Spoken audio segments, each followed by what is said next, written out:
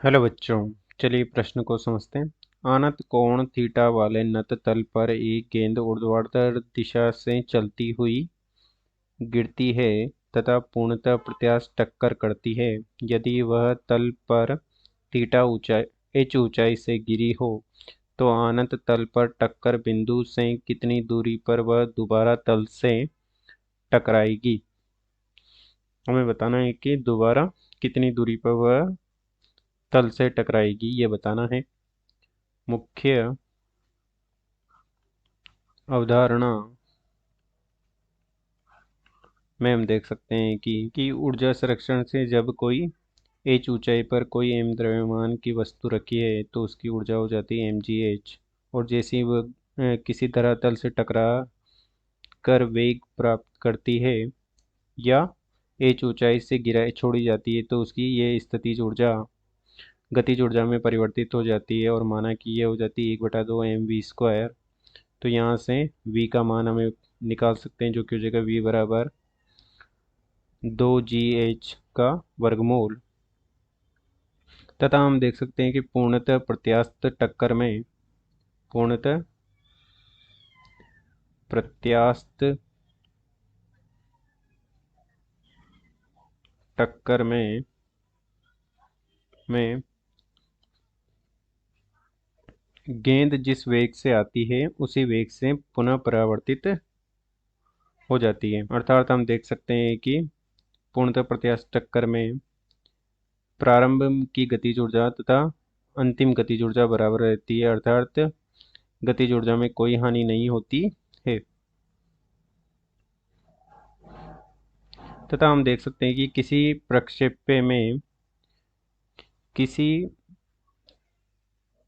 किसी प्रक्षेप्य में y तथा x निर्देशांक ज्ञात करने के लिए इस प्रकार से कोई प्रक्षेप्य है तो उसमें y तथा x निर्देशांक ज्ञात करने के लिए प्रक्षेप्य का समीकरण होता है y बराबर x tan theta tan alpha, जहाँ या टेन थीटा भी लिख सकते हैं हम, टेन थीटा, क्योंकि यहाँ पे टेन थीटा बनाया है हमने। तो ये हो जाएगा y बराबर x टेन थीटा माइनस हो जाएगा g x की घात 2 बटे हो जाएगा 2 × u, जो कि इसकी प्रारंभिक वेग है, और ये हो जाएगा कोस थीटा का वर्ग। और इस समीकरण से हम x तथा y घटकों का मान ज्ञात कर सकते हैं। अब चलिए प्रश्न को हल करते हैं। प्रश्न में दिया गया है कि एक थीटा कोण का आनत तल है। इस प्रकार से कोई थीटा कोण का आनत तल है और इस थीटा कोण के आनत तल पर एक गेंद h ऊंचाई से गिराई जाती है। माना कि ये गेंद है और ये h ऊंचाई है, यहाँ से गेंद गिराई गई है। तो इस गेंद की ये गेंद इस पर पहली बार टकराई और माना कि यह गेंद इस पर दूसरी बार यहाँ टकराती है, सिरे पर टकराती है। तो हमसे पूछा गया है कि ये लंबाई l कितनी है।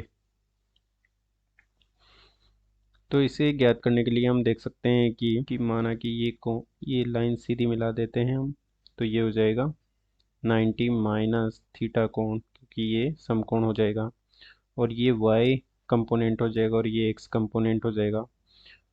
तो ये हो जाएगा x बराबर l कोस थीटा तथा y बराबर हो जाएगा l साइन थीटा। और जैसे ही ये h ऊंचाई से इस पर आता है तो ये अभिलंब के, माना कि इस भुजा AB पर एक अभिलंब है, जो कि इस प्रकार से अभिलंब है। तो अभिलंब से जिस कोण पर आपतित होगा उसी कोण पर परावर्तित हो जाएगा, अर्थात ये जो प्रक्षेप्य गति कर रहा है उसका कोण समान हो जाएगा इस प्रकार से।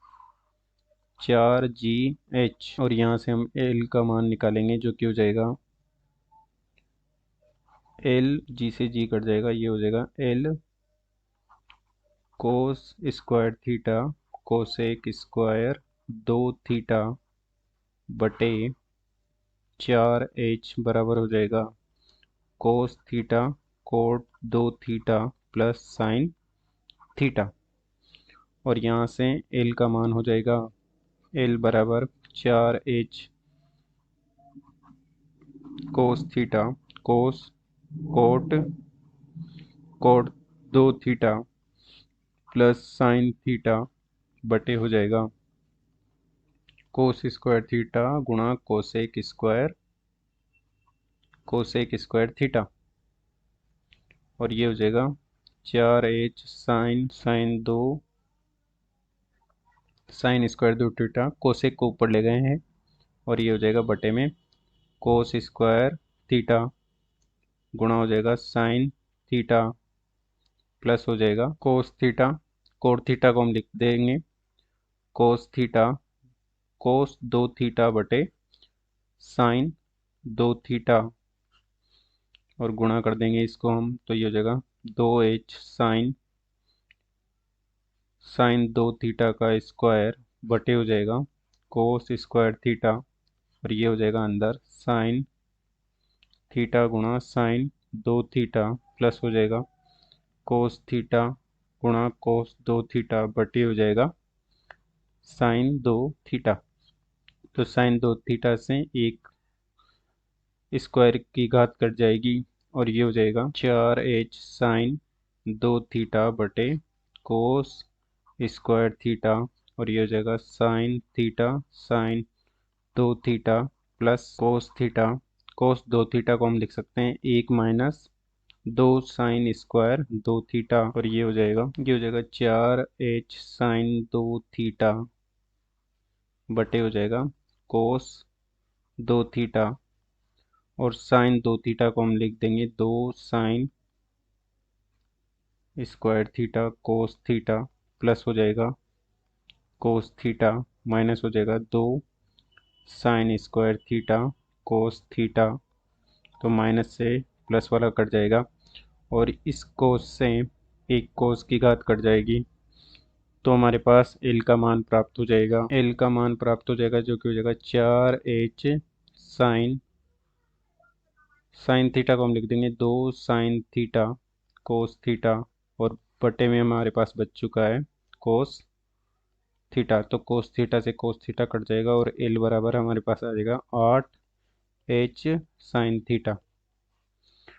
अतः दिए गए प्रश्न के लिए हमने L का मान ज्ञात करना था, जो कि हमने कर दिया है। अतः दिए गए प्रश्न को हमने हल कर दिया है। आशा करते हैं आपको समझ में आया होगा। धन्यवाद।